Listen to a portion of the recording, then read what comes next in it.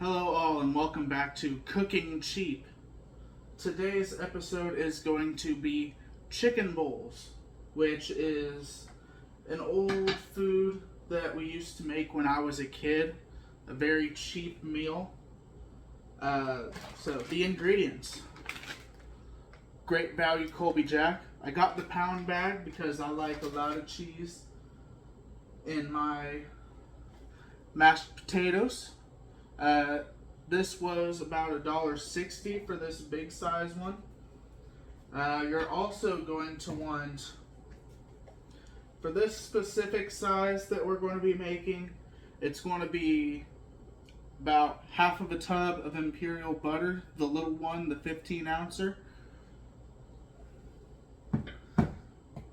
And a rotisserie chicken from wherever you get your rotisserie chickens. This specific one was Walmart. And it is a traditional, not a lemon pepper, not the biggest fan of that. But as you can see, I already have a pot here. It is starting to try and boil the water. But per the instructions on the back of that mashed potato box, you want to bring some salt along with the butter and the water to a boil. It will boil much faster once I get the butter in there, so that will make things a little easier. Let's make sure that we get it all going. I have also seasoned the water with some garlic and some onion, just because garlic potatoes are one of the best things on this earth, I believe. And then, of course, we're also going to need some milk for the final part. What is currently in there is minced garlic, minced onion, salt, pink Himalayan specifically, just because I found a real cheap bottle a while back, and of course the water. The water is 8 cups, and once it starts boiling, the potatoes is going to be 8 cups because it is a 1-to-1 ratio on that. And then the milk is going to be a 1/4 cup per 2 cups. So it's going to be 1 full cup of milk. And we'll go from there to see how creamy it is. Of course, you can adjust it however you wish, just to see what's more creamy, what's more solid. Another trick that we'll start showing off is, let's say that you're just making, mac and cheese. You only got a little pot though. So, one thing that you can do, if you've got a wooden spoon, just put it on top of there. It ain't gonna boil over. No, not entirely sure why. It's just a science thing that works. Let's see. Go ahead and unseal that because we're going to add that directly to the potatoes. The rotisserie chicken. Of course, you can add whatever vegetables or anything that you want to this once it's going. Back when I was a kid, it was usually corn. I personally like adding steamed broccoli to the mixture. A couple of the people who are going to be eating this do not, so I'm not going to add them. You can also keep all of the pieces individual in case you have a bunch of different toppings and such that you're trying to get a hold of. I am going to mix it all into one pot, keep as few dishes as possible. And let's check on the water. A watched pot never boils, they say. But you want to try and chop up that butter as much as you can, because I kept it all as one piece, because the more it becomes part of the water, the faster it will boil, because it will bring down the boiling temperature. And it is starting to smell real heavy of that garlic. I may have put too much for some people, but once this starts boiling, we can add the potatoes.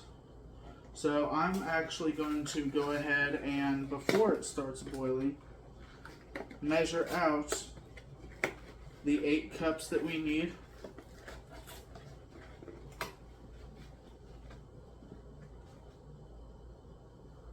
And I am going to put them on the plate that I have the chicken, just because I am going to add it all at once.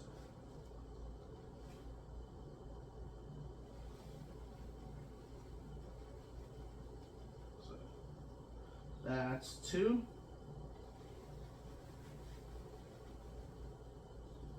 4.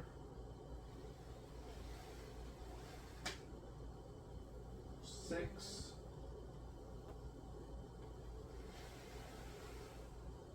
It seems 8 was the whole box. So that is good to go. And the water is now boiling. Time to add the potatoes.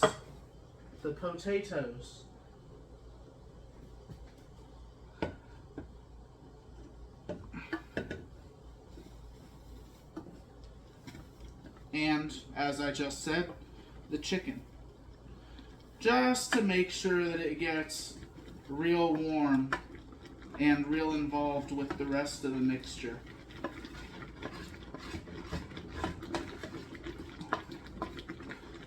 We also want to turn down the heat at this step.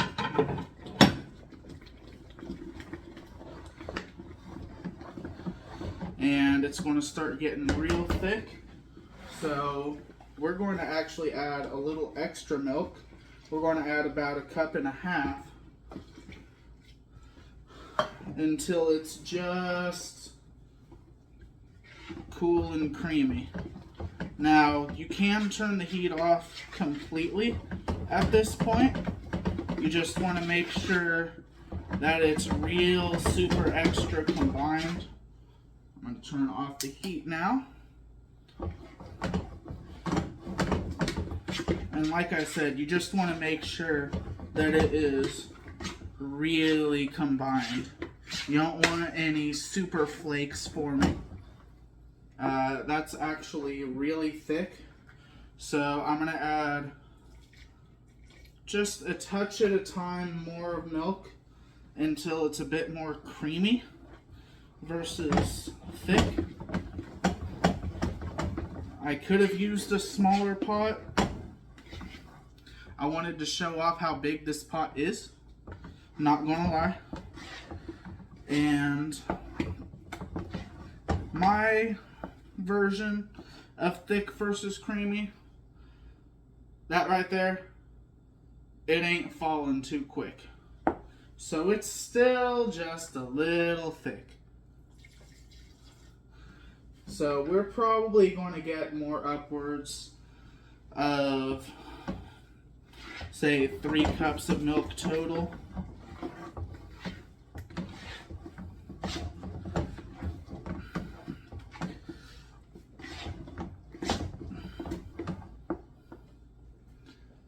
There we go. That's a little bit better.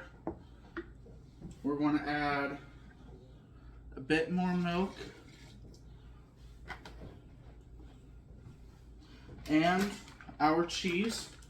We're just going to plop it all in there. And then we're just going to make sure that it's all stirred together.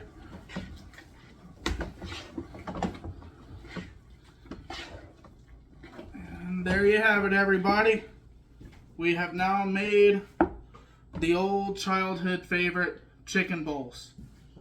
So, if you decide that you want to make this recipe.